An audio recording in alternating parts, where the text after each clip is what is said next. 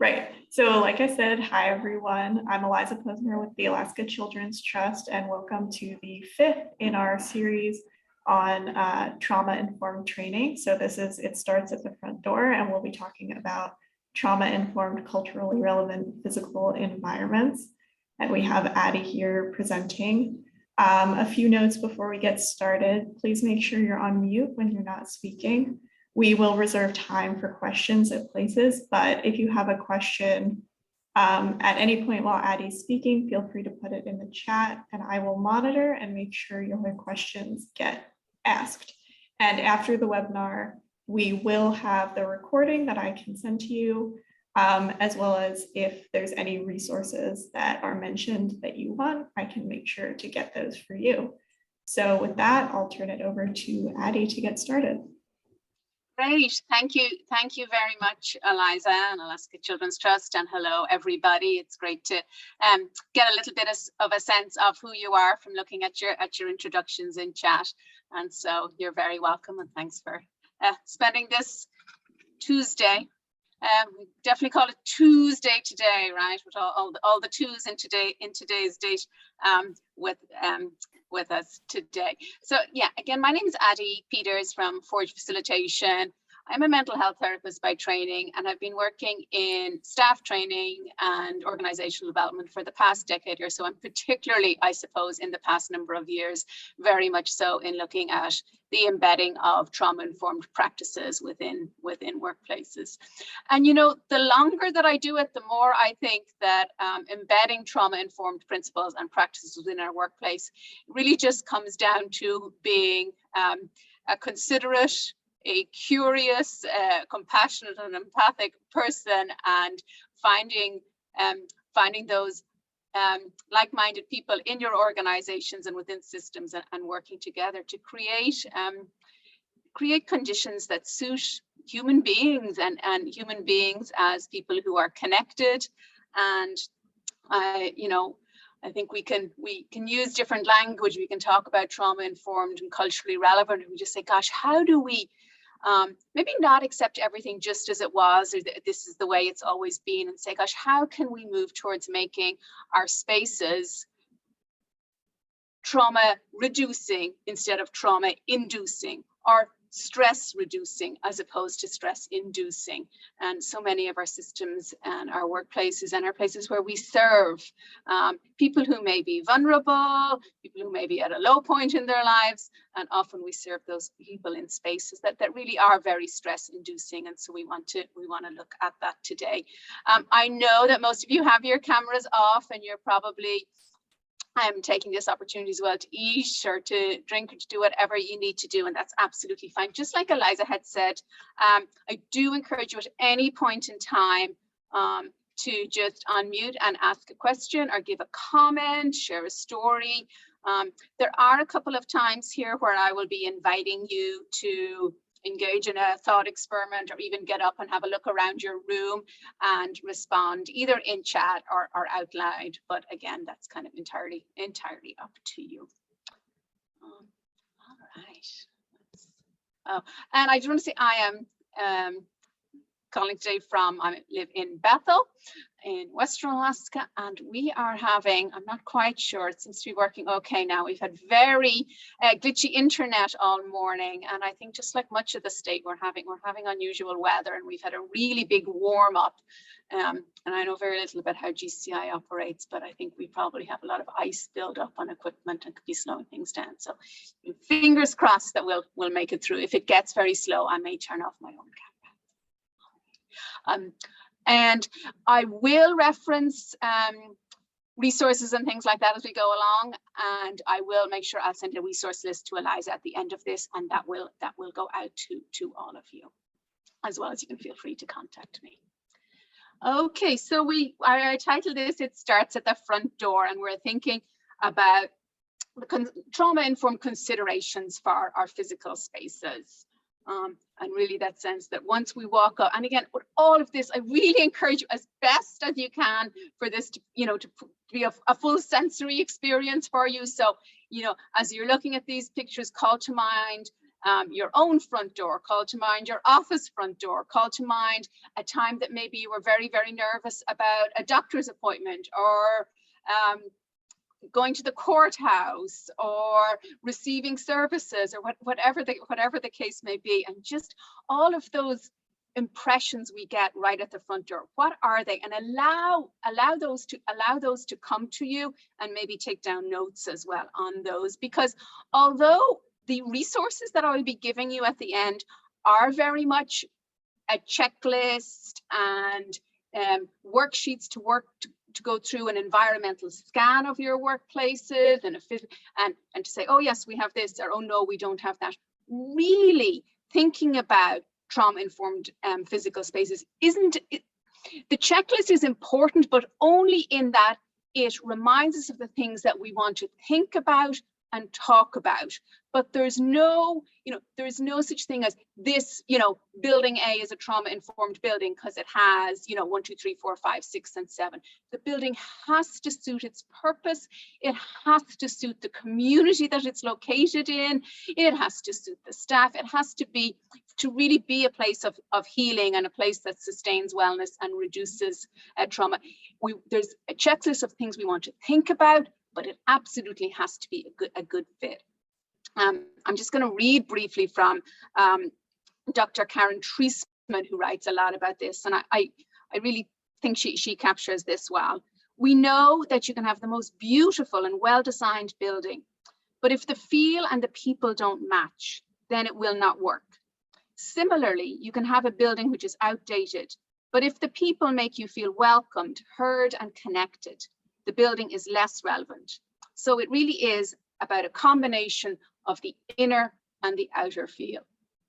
I'm also coming to this with the assumption, as I do in almost all of my trainings, that people are not here because, and good on you if you are, and then I can point you to other resources and to architect firms, but that you're not here because you have several $1 million to spend on designing a building from scratch, right? My guess is that's not the case. If it was, then I can show you, these beautiful, landscaped outdoor spaces and indoor labyrinths, and, everything's going to be wood and white, and, beautiful indoor botanical gardens and things. I'm assuming that you're thinking about, right, with what I have, what changes can we make where there's going to be a better match between the outer feel and the inner feel? And how can we create spaces, given what we have, where people feel more welcome, more like they belong? We know trauma is an isolating experience. And most of the trauma that we talk about is trauma that has happened in the context of relationship. And so we want healing and sustaining of wellness to happen by helping people to feel that they belong, not isolated, more connected, and welcome in the spaces into which they come. And so, and I just invite you to reflect on, as you look at these pictures of front doors here, what they bring up for you. And I would just say, for me, when I look at the bottom picture with the brown door and the paint is peeling, and I think, and it's not there for any particular reason, but you're like, gosh, is it there to sort of show an old dilapidated building and where you might not feel great about going into it? But then I think, gosh, but look, it's got this window, and it's got this clear window, and somebody who's approaching can look in and see what's happening inside, and as opposed to maybe the picture right above it, where we can look in, but that doesn't give us a lot of clues about what might be happening in that building, other than we see that yellow and black tape.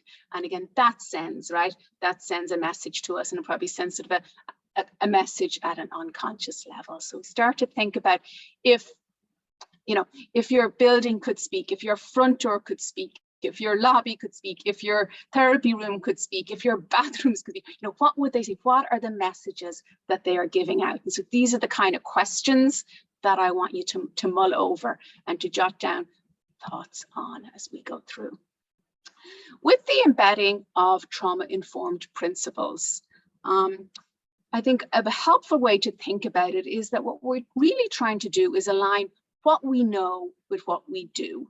Okay, and I think that all of you, looking at the places that you work and your desire to be here, and the services that you provide, right, want to create conditions and spaces and environments for people that are welcoming, that are culturally relevant, that honor the whole person, that are stress reducing as opposed to stress inducing. And so with trauma-informed principles, we're saying, okay, how do we align then our practices to make this happen? Because this is what we want. We know that trauma is pervasive and life-shaping. We know that people don't get to choose the impact that trauma has on their brains and their bodies. We know that having a startled response to a slamming door or to loud sirens or to the smell of canteen food cooking, responses to this aren't a choice that a person makes. And so knowing these things, we can adjust our practices in our organizations, including, and what we're narrowly focusing in on today, our physical spaces, so that we support, and again, we could switch out staff and clients here just for our communities, because everybody's, working in very different areas. So to support our communities, to support our fellow humans, coping capacities, to honor people's strengths, and then to make sure that we are avoiding trauma inducing or avoiding any kind of re-traumatization in what we're setting up. Okay. You may have heard before of the 4 R's of trauma or of trauma-informed implementation. And again, I offer these as this is something that may resonate with you, may not, but if it, it's there for you if it might be helpful. So with trauma, we want to realize, first of all, the prevalence of trauma. Many individuals, families, groups, systems even within our communities have been impacted by trauma. And adverse experiences and chronic stress. We have, as a world, gone through a collective trauma in the past 2 years and still ongoing. We want to then recognize that there are trauma responses. And again, depending on your line of work, this, the level at which this is important to you in your role will vary. So if you're a clinical therapist, for example, you'll want to, pretty well know the clinicals, the clinical signifiers of a post-traumatic stress disorder, for example, and what you might see in children versus what you might see in adolescents or adults. But for everybody, I think it is important that we recognize that trauma impacts people, and that many of the responses we see in human beings when they're under stress. Again, I think for almost all of this, we can sub in the word stress for trauma in this particular case, and sort of think about what's helpful to people who've experienced trauma tends to be very helpful for people who are in stressful circumstances, and actually just tends to be helpful all around for us as human beings. But we want to recognize how a body and how a person and how groups of people may react in stressful situations, and understand that the impact then of adversity or of stress is not something that we go out and choose. Okay, so people don't choose to get, in general, to get onto an aeroplane and and have a fight and have a giant fine to pay to the FAA in a prison sentence. It's not always a choice. A lot of it is about what's going on with the stress response.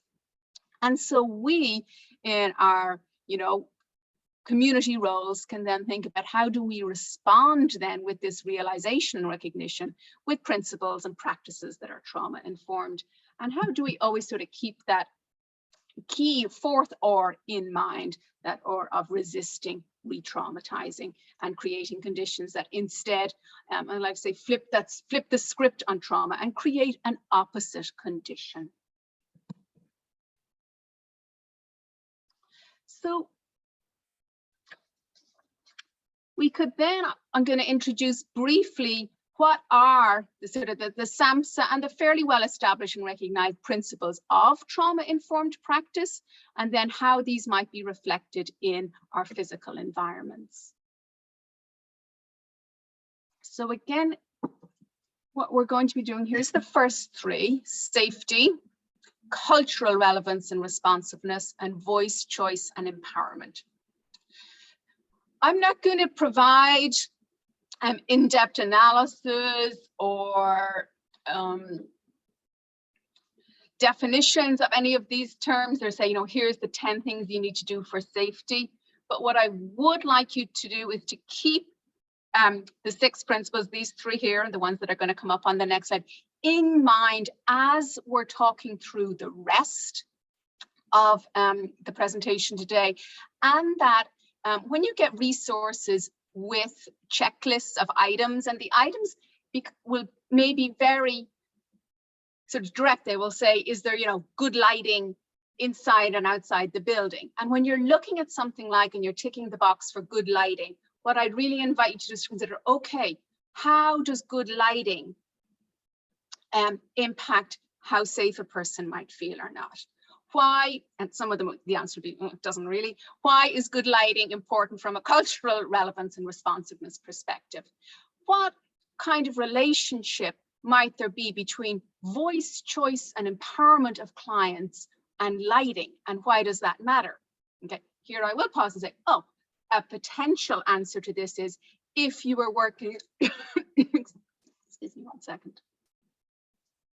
If you are working in a residential setting, in a domestic violence shelter, homelessness facilities, behavioral health, and maybe having bedside lamps for individuals where they had that choice or control over their own lighting in a small amount of space could really, help to flip that script on trauma. Could be stress reducing as opposed to inducing. Trauma experiences take away our control, right? And so this is a very small way that we can use a physical technique to give it back. So it's more about thinking about how these things are going to relate to checklist items.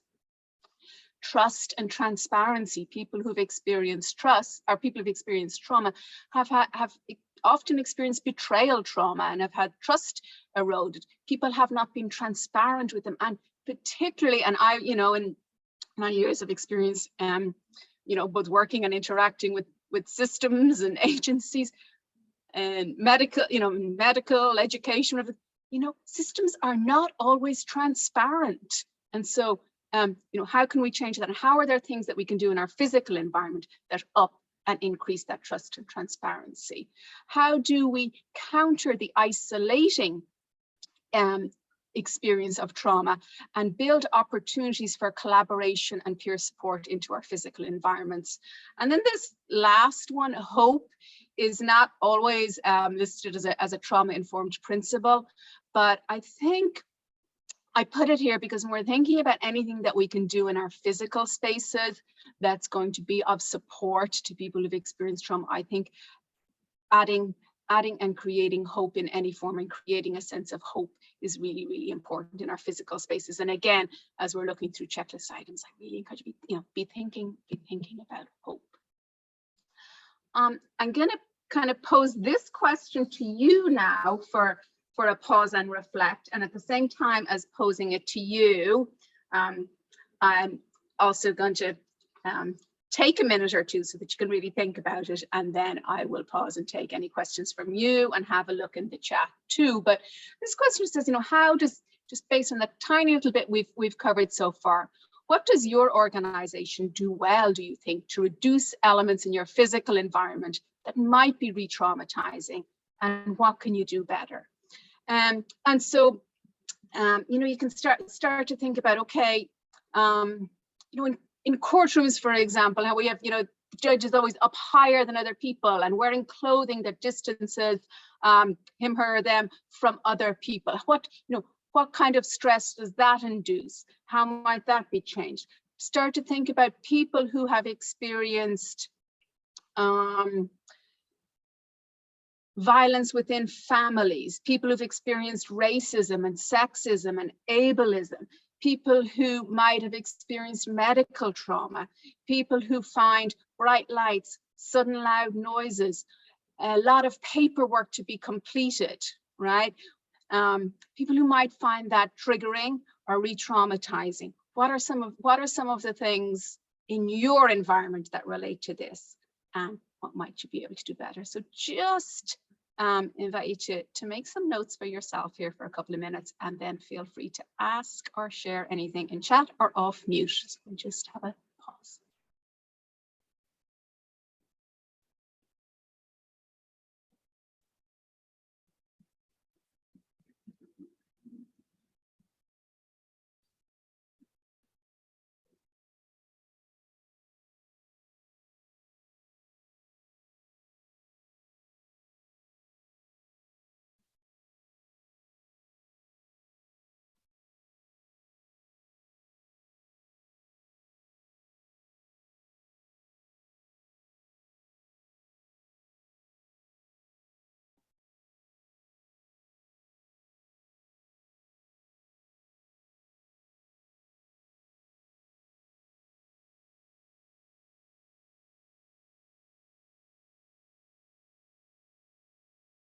I'm just going to pause for about another half a minute.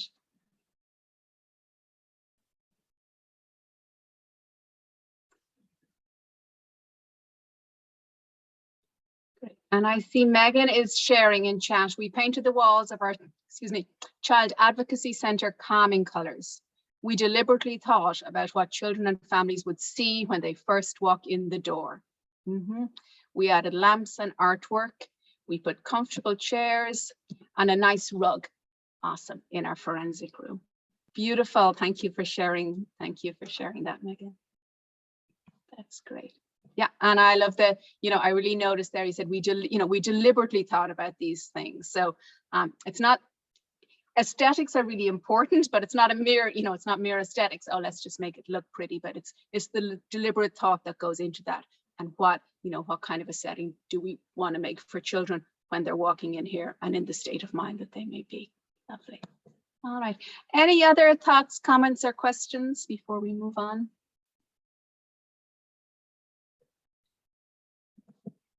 Right. Okay, so I just included this slide from actually another presentation, but I think anytime we're moving into thinking about action or changes or practice, it can just be really helpful to think about, right, how do we get the most bang from our buck, but not even our buck, just your energy and your effort.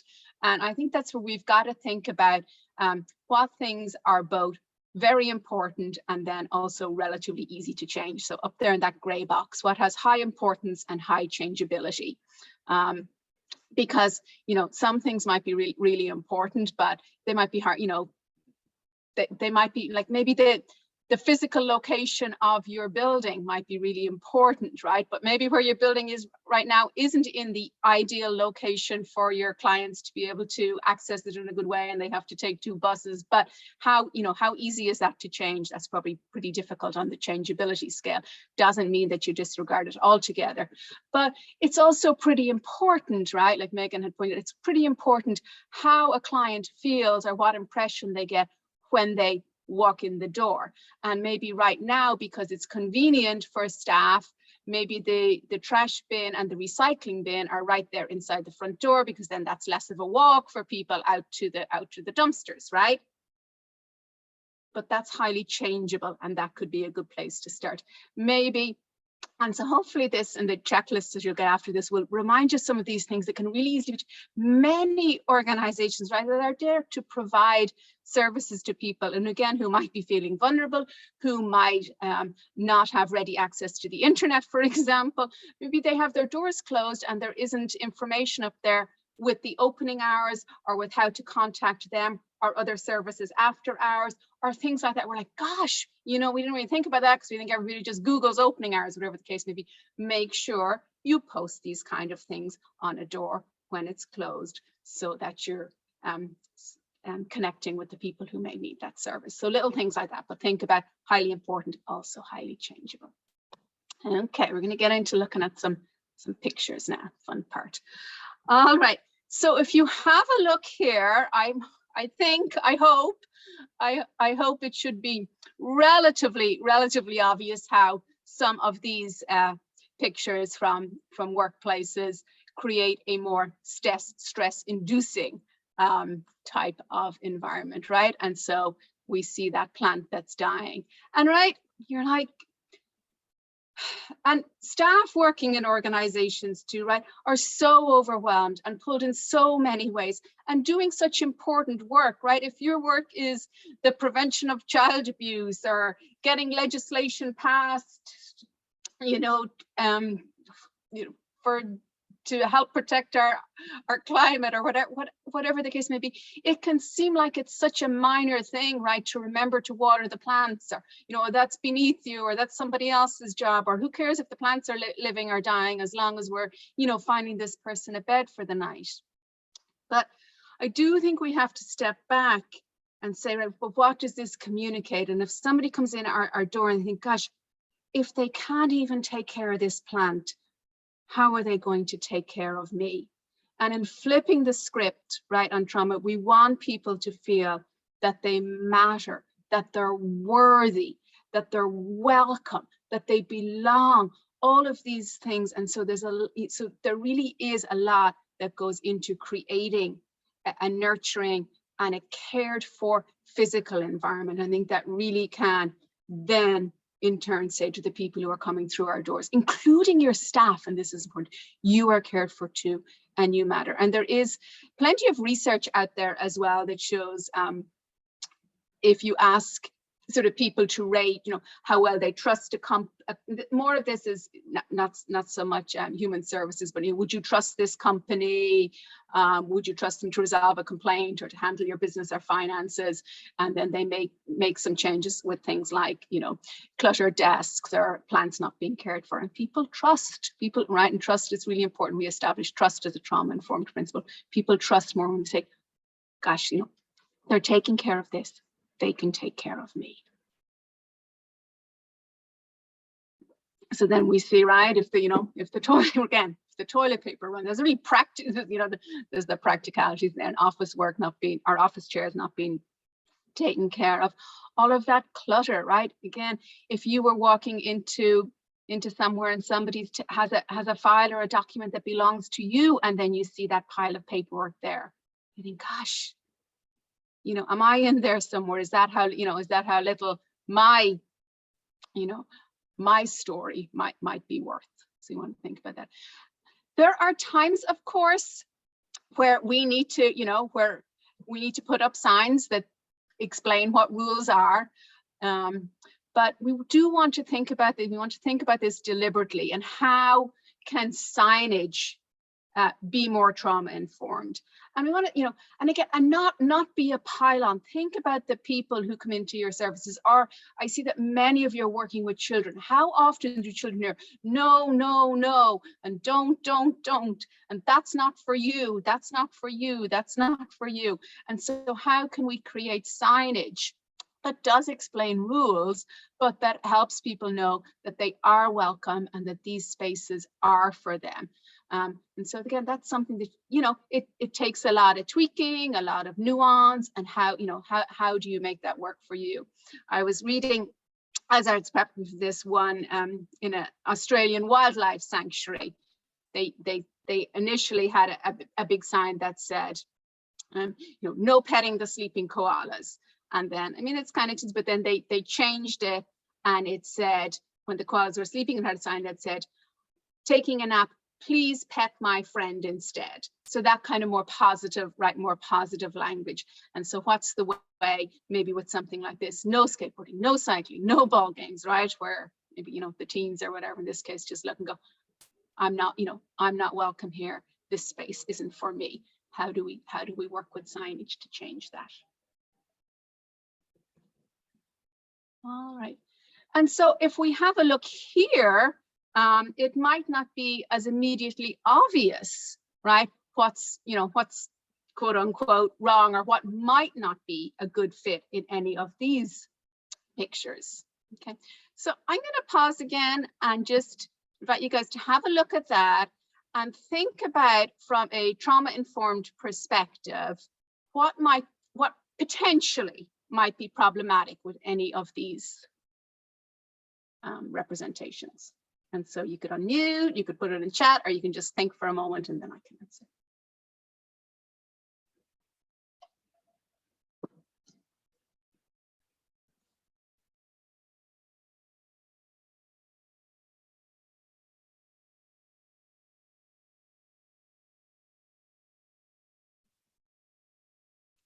Okay, thanks, Megan. So Megan sharing, our law enforcement partners are asked not to wear uniforms in our buildings. Okay, thank you for that. Okay, so yeah, it may be that uniforms, either for security guards, law enforcement, medical professionals, all kinds of name badges, like they may be stress-inducing or problematic for certain people or for certain groups of people, right? And again, that's not to say, there's no saying, okay, you get rid of all law enforcement or security from a place. No, but that you think about this, you think about how to maximize safety, how to maximize a feeling of belonging, how to maximize control and empowerment for the very people that you're serving. And then what makes sense in your context, but it really is about being able to sort of put yourself in somebody else's shoes and think about it and say, what makes sense. It's also, in case I forget to say this later, I hope I don't, I would invite you, when you do go through your physical spaces checklist and you sort of think about finding those things that are highly important and also highly changeable, certainly go ahead and do a checklist or a walkthrough of your environment alone, but do not stop there. Invite other people to do it, and also ideally for people to do it individually first and then come together and say, oh, what did you say for this? And what did you say for this? Then I would invite you to think about things from the perspective of one of your service users. And, you know, and again, you really want to branch that out. What about for people of a different race than me, a different gender than me, a different age than me, different physical ability, all of the coming from a different country, whatever. And then again, don't stop there. You directly go to your service users or your community, whoever they may be, and ask, say, you know, we want to make some changes here. We want to make sure our physical environment is as welcoming as possible, is a place where, you know, wellness can thrive, is a place that really reduces stress for you. What do you see? And again, invite as best as you can community members to do those walkthroughs too. It really has to be as many eyes as possible. And you know, I know from survey data and stuff, from the work that I do, one of the areas where I think we really fall down, you know, maybe you don't, but sort of globally as organizations here in the implementing of trauma-informed principles, is the integration of client voice. So really encourage you to think about that and a way to make that happen. And maybe it's, you know, maybe it's suggestion boxes, there are questionnaires or things like that, but what, you know, what is the way that you do that? So great. In chat too, we have Brennan sharing, right, that good vibes only makes no space for other real feelings, right? So thank you for pointing that out, Brennan. And it can seem, right, it can seem like that's uplifting and that's positive, good vibes only, but, you know, what if I'm coming to school or to services or into a place where I'm not feeling, I don't have the good vibes now, where, beautiful way to put it, where is the space for my feelings? Where is the space for my real feelings? Am I really welcome here? So we want to be careful about that. We have a comment on, just find it again here in chat, a comment on the red paint. Red paint is not very soothing or even very happy. Yeah, so again, in general, we'll touch on color again in a minute, but in general, a warm color like red can potentially sort of certainly not be as calming as colors like blue and green and more neutrals, particularly as well in a very small space. So the smaller a space is, the red then really can feel less safe if it's in an enclosed space. And again, that's not to say that you throw the idea of red out the window, but that you're aware of that it might not be the most soothing color. Thank you for that. I think we had one other comment. Yeah, from Malin. I think as an independent advocate, I've been advocating in 2 areas of state service where I'd like to see trauma-informed approach applied. Oh, so offender registry allows offenders to register compliant, yes, with words not provided. It seems not required where statute applies, maybe more appropriate. Okay. So thank you, Malin. That's I'm not sure I'm fully understanding your comment. I think it's about perhaps about paperwork being very, very limiting. I'm not giving people enough choice and agency there, but feel free to jump in or correct me.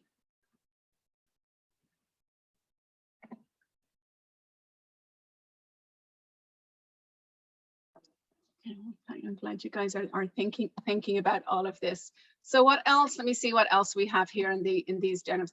The bleach is there. I think bleach is very important that we keep community spaces and spaces where we're providing services, that we keep these places clean and sanitized, and that people's physical health is prioritized. But the smell of bleach can be very triggering for some people.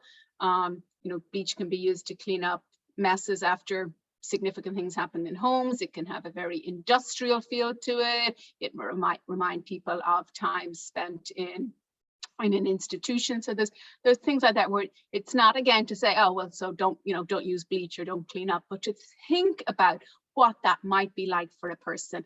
And then is there any way that we can mitigate that? And then you'll see with the paperwork example that I have up there, again, for somebody who is, who doesn't identify as either male or female, again, is going to look at that paperwork and say, oh, I don't belong here. Where's the space for me? Am I welcome in this space? Okay, and that's right. We're here to help people be welcome in the space. So how do we make that happen? Okay. All right. So again, back to this idea, having just had a look at both of those, to hopefully get the wheels turning on stress inducing or stress reducing. What I would invite you to do is to let me have a look at the time. Yeah. So if you would, and where you are, if it makes sense for you to stand up, and even if you're working from home, you can do this in your own home too. But whether you're at home or at work, either stand up and physically walk around just for less than a minute and find something in the physical, in your physical environment that you're like, oh, that's stress inducing, and something that's stress reducing. Maybe it's just that the dishes aren't put away, and maybe it's that there's a nice cushion on the sofa.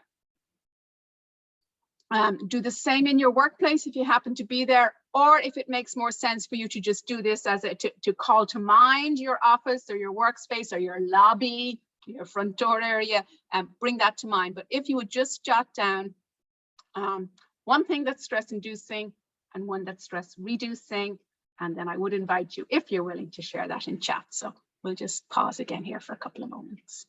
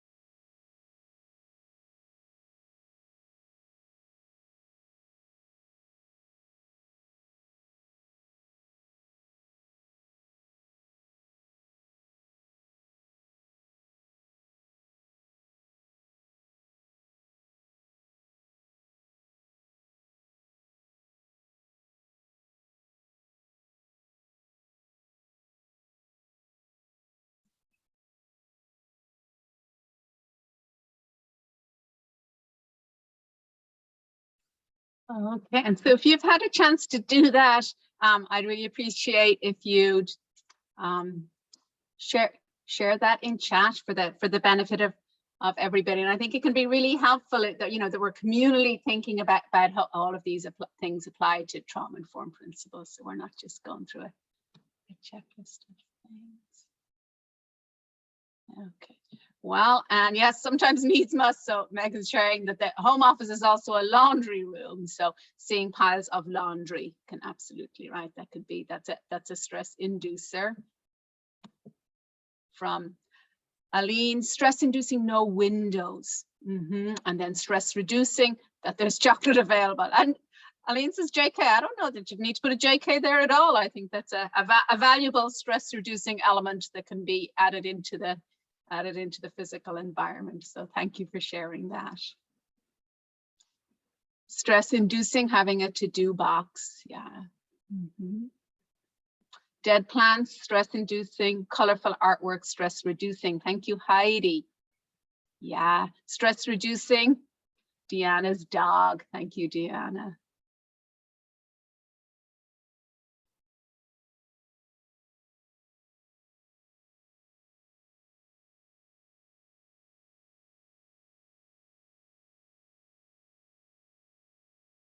And Milan is sharing baking food with different cook times is stress inducing. And stress reducing many house plants and nice weather outside to enjoy, and hopefully being able to see the outdoors. Fantastic, thank you. Okay, we don't have the time to spend on this now, but one of the sort of thought exercises I'd like you to do as well, and maybe you can do it as I'm going along or right after this, but again, before you sort of get into doing the checklist paperwork, is to look at that same question again and say, okay, now I'm going to put myself, you know, in the shoes of somebody else, in the shoes of somebody who walks through the world differently than I do, and what might be a stress inducing item in the environment for them, and what might be a stress reducing item in that same environment. So it's really right, it's really about taking lots of different perspectives so that we can come up with what suits best. All right. And so, oops, let me go back. I think I've flipped ahead. All right. So without going into laundry lists of items, did want to just, you know, say a few little things about some of these more obvious or prevalent sort of aspects of our physical environments. So when we think about art, we think about decor or objects in physical environments, as whether you're thinking about where, you know, rooms that you're serving people in, or waiting rooms, lobby, those kind of things. We, you know, the research tells us, we do know that art that tends to show more like natural landscapes and nature, water features, things like that, do tend to be more calming in general than having either abstract art, which tends not to be very calming and can be triggering to people who've experienced trauma, or even pictures or photos or paintings of people. So again, it doesn't mean that you've got to be boring with your art and everything has to be, you know, a mountain and a river, but that kind of art in general is seen as being calming. You also really want to think about being rooted in place and telling the people who are coming in your doors that they are welcome and this space belongs to them. So I do think you want to think about art and decor and objects as reflecting the community within which you are serving and within which people live. And it's just a wide variety of ways in whether this will be appropriate or not, or make sense or not, but can you have artwork that is commissioned from the community that you're serving, that represents your clients? If you're serving children, you know, what sort of children's art can you and can you not, you know, display? But really thinking about all of these things consciously and deliberately, as well as really asking the question, I think, gosh, could this piece of artwork be potentially, you know, difficult or traumatic in ways, excuse me, that I might not have thought about? Or are there any reasons, and ask lots of people, are there any reasons why I might want to exclude this piece of art? Art as well, and particularly sort of, you know, a big piece and an outside landscape or whatever, and especially if we are in spaces that don't have windows and things, that can serve as a very welcome distraction from stress for people. So people are often coming into your services at very low points and feeling a ton of stress. So having kind of broad, expansive, landscape uplifting art can serve literally as a good distraction. It is not advised in general to have a whole lot of what we call visual complexity in art that you would put in common spaces in the organizations in which you work.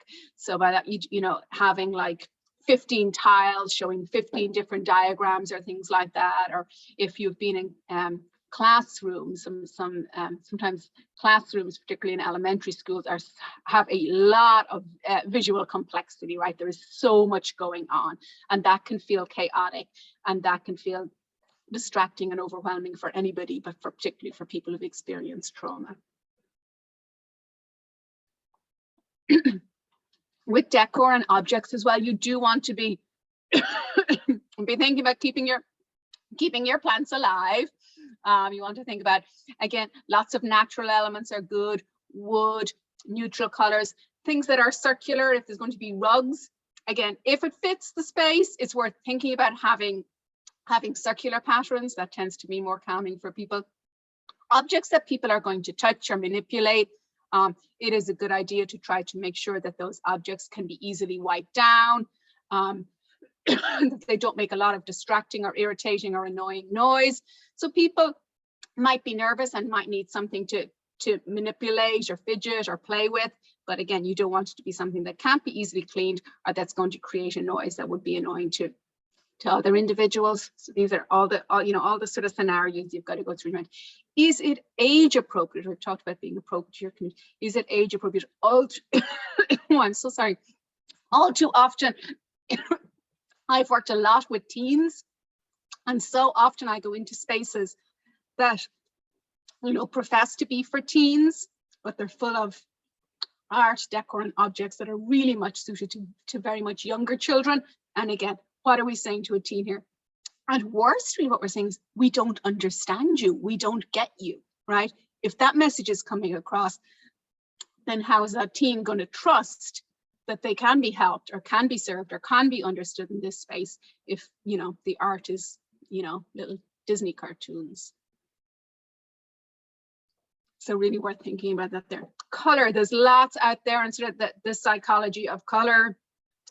In general, again, these are broad brush strokes, but in general, if we're using colors from a warm palette like the reds, the oranges, and the yellows, we really want to think about this very consciously, because these colors can be a little bit more arousing or triggering, or can make it a little bit more difficult to be regulated, as well as sort of their associations with, you know, stop or no, or those kind of things.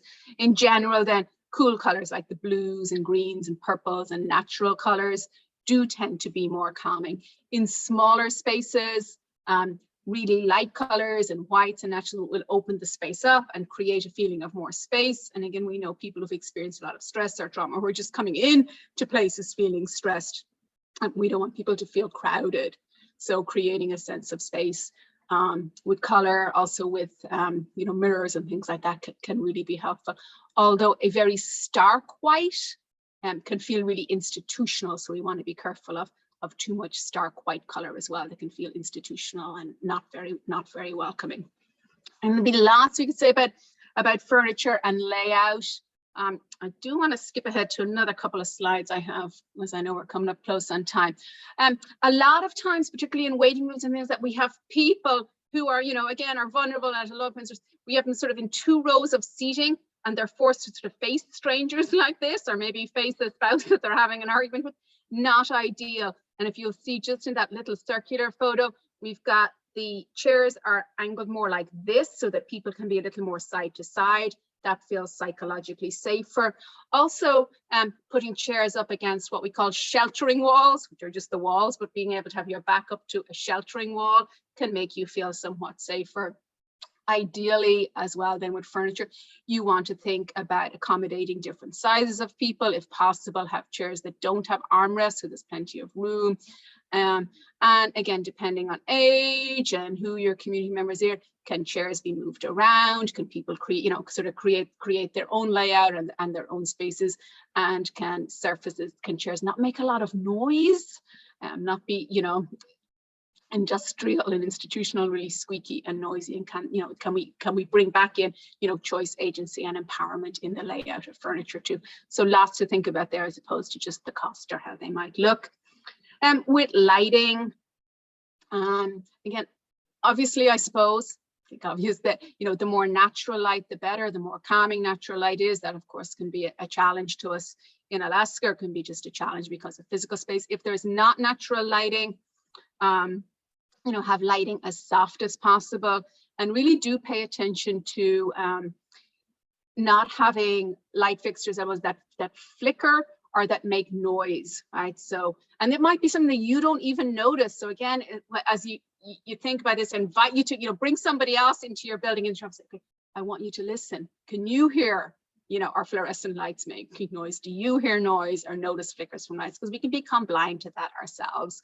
So paying attention to that not happening with lights. Where possible, particularly in private spaces, that your residents or clients, students, community members would have choice and control over task lighting and other types of lamps and lighting. And you might want to think as well in Alaska about having the happy lights, the full spectrum lights in winter time.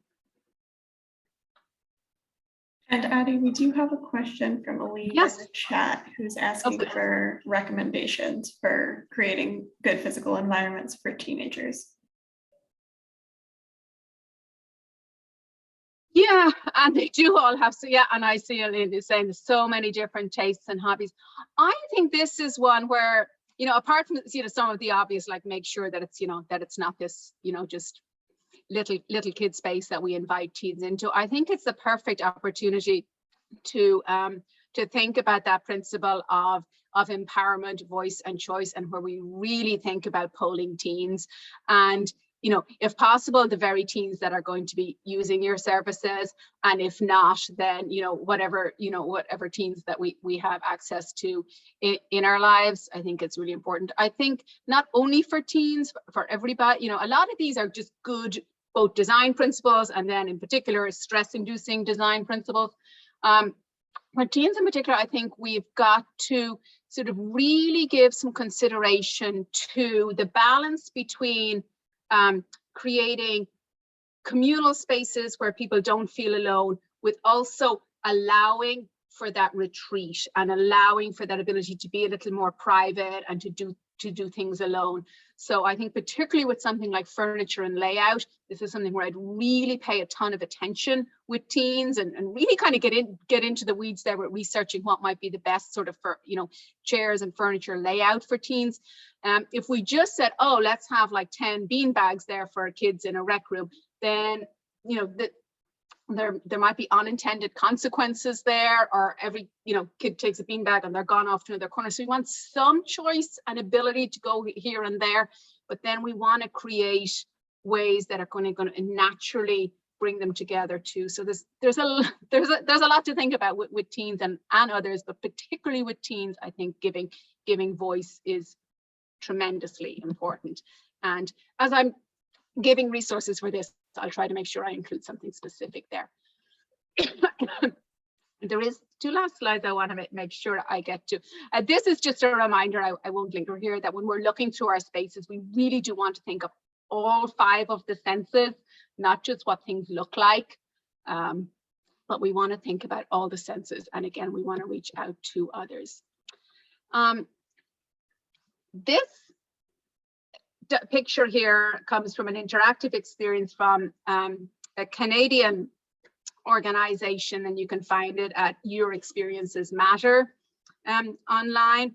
But what we can do is have a look here, right? I'm just going to talk through this. If we had a little more time, I'll get all of your feedback, but please do be thinking, because when you look at this right off the bat, it looks like a pretty innocuous, pretty normal looking waiting area. Could be, you know, at a variety of different places. But what I want us to do is to look here and say, oops, no, that's the trauma-informed ones. Is to say, what might not be trauma-informed in this picture? What might be stress-inducing? So as I talk through it, I do invite you to write down your thoughts in the chat. We're not going to have time to look at all of that, but I do want you to be thinking, and so put it down in the chat. So we have, like I did see someone pointed out, we have the chairs facing each other. We have modern or abstract art, which is not calming compared to nature art. Do you see that thermostat up way too high, right? Could really make people feel uncomfortable. We have a computer screen that's going to be visible to people coming in. We don't know for sure, but you know, what if there's confidential information, or what if it even makes me question as a service user, right? So maybe the person sitting there never has confidential information up on that screen, but I'm coming in for the first time, right? I'm thinking, oh, I don't know if I trust this place because of the way that computer screen is. Similarly, that paperwork on the desk there. Let me see what else we have. We've the overflowing garbage can, right?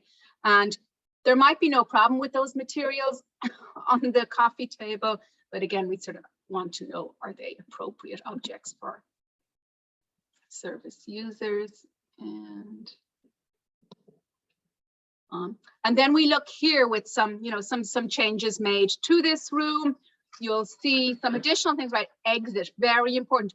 to help people feel safe. How do I get out of here, right? Have you ever been in a, you know, a examining room or something like that, and you're like, I don't know how I could get out of here if I needed to? Clearly marked exits, super important from a safety perspective. And if we're thinking of any principle that should take, you know, precedence, should be the number one, it's always safety. So if you're looking, you know, if you're looking with your trauma informed lens on, think safety first, and not just physical safety, right? We want exit signs for physical safety, but we want exit signs so people know I can get out of here if I need to. That is in my control. We have welcome signs. The artwork has changed to show more nature. Thermostat has been turned down. The way the chairs are, we could still do better there. Their orientation has changed. The orientation of the computer has changed. The trash is cleaned up. We have added some living features with the plants, and we've changed a square table for a round table, and there's definitely some stress reducing advantages there, and added some easy clean or easy white blocks for children here, assuming this would be a space that children would play in.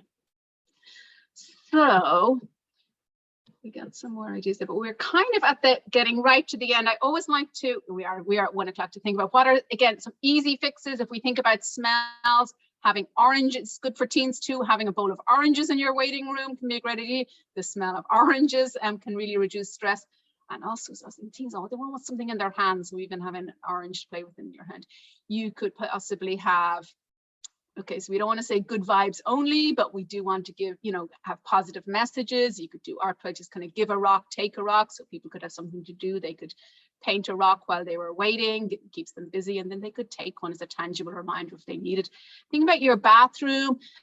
In all of your places, this is a place where somebody might go to calm down before they have to see a service provider or fill in a form or make a report. And so, you know, you make sure that you have natural things in there, things that smell well. This is a scrub that's in there, and we would give directions for that scrub and for a person to kind of guide them through doing a regulating hand massage as they're in the bathroom. That might really help them after maybe a difficult therapy session or prep them for a difficult conversation.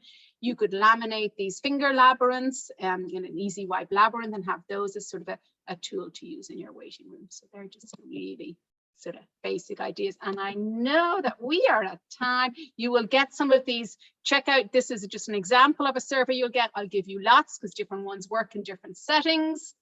And I hope you can use some of what we talked about today to sort of help you as you do environmental scans and walk through your facilities, and think about what are some of those things that you can change to make your physical environments more stress reducing. But thank you all so much.